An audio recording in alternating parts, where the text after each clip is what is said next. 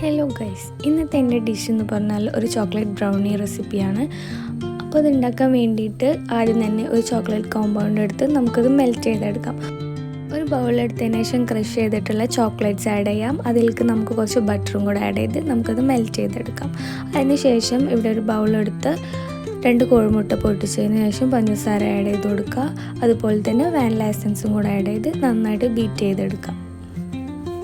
Beat ചെയ്തെടുക്കുമ്പോൾ തന്നെ നന്നായി ശ്രദ്ധിക്കേണ്ടത്, നന്നായി പതഞ്ഞു പൊങ്ങാൻ പാടില്ല.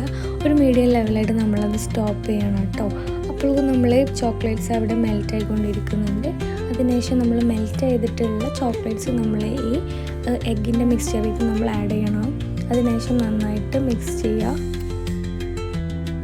മിക്സ് ചെയ്തതിന് ശേഷമാണ് കേട്ടോ നമ്മളതിലേക്ക് മൈദയും അതുപോലെ തന്നെ കൊക്കോ പൗഡറും കുറച്ച് ബേക്കിംഗ് സോഡയും കൂടെ മിക്സ് ചെയ്ത് നമ്മളിതിലേക്ക് ആഡ് ചെയ്ത് കൊടുക്കും.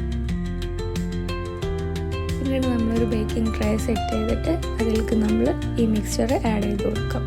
എന്നിട്ട് പ്രീ ഹീറ്റ് ചെയ്തിട്ടുള്ള ഓവനിൽ നമുക്കിത് വെച്ചിട്ടുണ്ടാക്കാം. അതുപോലെ തന്നെ ഫ്രൈ പാനിലും ഉണ്ടാക്കാം കേട്ടോ. അപ്പോൾ ഞാനിവിടെ ഓവനിലാണ് വെച്ചിട്ടുള്ളത്.